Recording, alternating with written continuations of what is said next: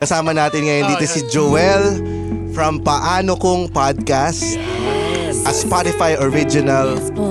Tungkol saan ba yung podcast na Paano Kung? Para siya sa mga overthinker na hindi makatulog sa gabi kasi ang daming pinag-iisip. So yun yung paano kung, 'di ba? Kasi pag napunta ka na sa spiral ng kung ano-anong iniisip mo, yun siya. Ina-articulate ko lang ang nasa utak ng mga tao. Pagdating sa kalandian, relationship, self-love, gano'n. Nakasama natin siya sa Here For It. Oo nga. Ang saya niya, di ba? Oo, saya nun. Talagang nag-riot yung mga tao. Grabe. Grabe, 20 yun. Ay, gago ka! Takay na, sasabihin ko pa naman, i-predict natin yung mangyayari. Tapos naman. Huwag naman yun. Sobrang mahal ng mga tao yung podcast world. Oo. Yay! Okay, first time yun Kamusta naman, Joel? Nag-world tour ako. Ako lang. Ako lang Taipei, Parang si Canada. Taylor Swift pala yun. Oo, feeling lang, Canada, Taipei, Cebu, inikot tas US. Magkakalapit lang yun. Oo. Tsaka wala silang relationship. Wala. Wala, nag-soul searching. Ganun. Soul Parang searching. mas marami pang mga masagot sa mga paano Sa lahat ko ng buhay. pinuntahan mo, saan ka talaga nakapag-soul search? Cebu. Kasi pag kumain ka nito, Cebu kumain ka talaga. na sa Ang layo ng kaluluwa mo. pinunta. Actually, in fairness, kasi mag-isa lang ako doon. Feel ko lang na ina-experience ko yung buong concert. Anong concert to? Yung si Love, nag-concert siya sa Cebu. Si Love ano ba Ay, yan? Love, Kumusta yung traffic dyan sa Cebu? Dalawang oras ng traffic sa stage. Ito na ang concert ko and everything. So ba kayo? Yung pangalan ng concert. Concert and everything. Sa mga hindi nakakilala kay Joel, ano-ano ba mga pinagagawa mo sa buhay mo? Ano po kasi, ayaw mabore eh. So, maliban po sa pagpo-podcast, sa paano kung nagvo-voice over ako, so minsan yung mga commercial na dumadaan, baka boses ko yun. Ano yung content mo sa TikTok? Kalandian lang po ulit. Apparently, pag mga 20s, halos mga teenager, 17 to 20s, yung mga nagiging, ang mga napunta ng FYP ko, na mga naghahanap Ano lang yung ng... FYP? For You page. For You page, yung feed mo sa TikTok, ganun. Pasensya ka na, puro matatanda tong mga Oo nandito. nga. Bali po, Joel. May nagme-message naman sa'yo na nakatulong yung advice in mo. fairness, meron na rin nag-engage. In fairness, yun yung ko. Ano yung Parang payo na tinake niya? mga landi tips ko din daw. Like kung paano lumandi sa mga dating app. Uy, paano yan? Uy, paano yan? Uy, paano yan? Paano ba? Top 5. First time Talaga, top 5. excited ka Sorry, so malaman ano ba kayo kung lahat? paano lumandi sa dating app. Karakter lang. Okay, sabi ko, may tsuwa nata kayo lahat eh. Parang ako, Paghahalata, Oo. hindi na paghahalata, James, ha? Siyempre, kailangan lang natin gawin tong yung maging... Pwede naman. Engaging. Conversation. just for the sake O, of the pwede rin naman conversation, mga relationship single eme. tayo lahat. Sige, kanya. Kasi Paano? mga relationship Paano? eme din eh. Kind of weird sa akin yan, mga dating app. Parang di ko masakyan yung concept na dating Penpal. app eh. Kaya pa? Hindi, kung nakakulong siya ng matagal. Huwag na ba penpal sa kulungan?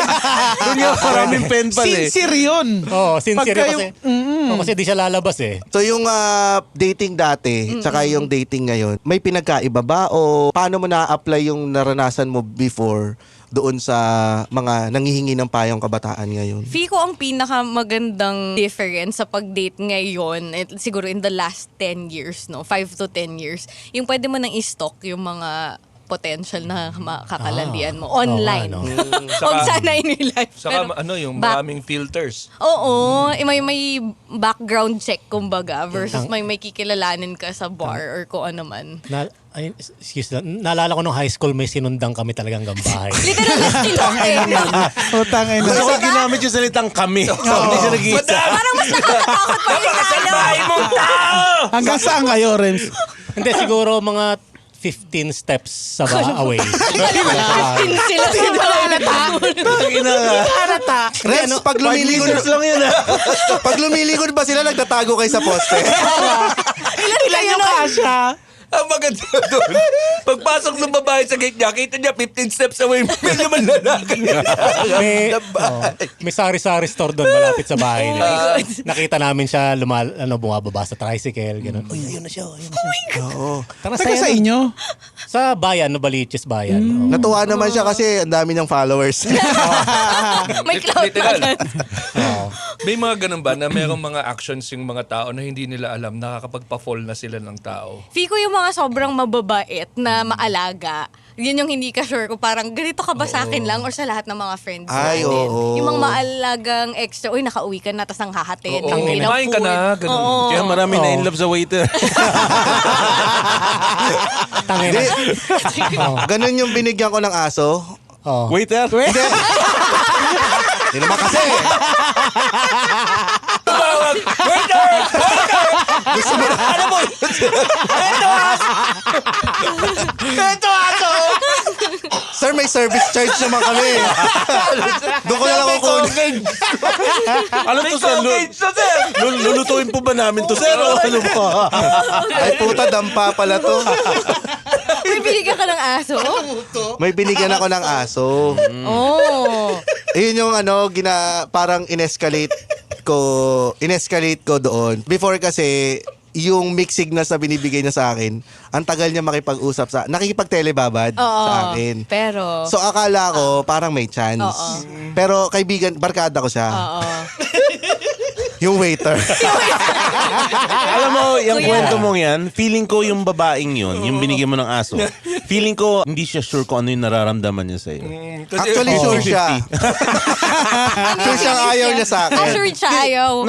Di ba yun yung nakikipag-usap ng matagal sa phone? Yun nga yung sinasabi ni Joel. Oo nga eh. Yun nga yung sinasabi ni GB pala kanina na minsan mabait lang talaga siya. O ikaw pala talaga nagsabi yata kanina. Sorry. Ikaw lang. Di ba mabait lang talaga siya, yung okay lang sa'yo makipag-usap sa kanya kasi wala naman siyang dahil Naawa kaibigan lang ka po naman eh. Barkada ka naman. At saka baka umorder ka rin. Hindi, ka naman, mabait tropa ka naman. So, bakit ko bibigyan ng mali siya tong telebabad natin? Oo. Pero nung ang telebabad ba, sign yan ng may interest sa'yo yung tao? Baka gusto lang niya ng aso. Gusto lang niya ng aso. Namimigay ito ng aso eh. May freedom ka. Mapapalo na yun ha. Dami yung aso. Bibigyan ko ng aso yung mukha mo eh ha. Oo, time lang pala investment ko para Time lang pala magkaaso. eh. So yung telebabad ba, ano yun? Kasi eto background lang. Mag-umpisa kami ng 8 p.m. Tatapos kami usually 3 a.m. Oh my God. Grabe. Di ba may ano yun? Mabait pa ba yun? Parang feel ko may onting, parang either bait or gusto niya yung attention. Oo, saka Pwedeng ganun din. Na hindi ka niya talaga gusto. Or kung sabi mo, sinabi niya sa'yo na hindi ka niya gusto. Ganun. Nung time na yun. Alam mo- Actually, ang sinabi niya sa akin na nung nagtapat ako sa kanya, mas mabait pa yung hindi kita gusto eh. Ano sabi niya? Ang sinabi niya sa akin, sabi ko, alam mo, I think I'm falling in love with you. Ang sagot niya sa akin, eto na nga bang kinakatakot ko eh. Wow. Tingnan mo nga naman. Sigurado nga pala. Putang ina mo, ano ako si Lizardo?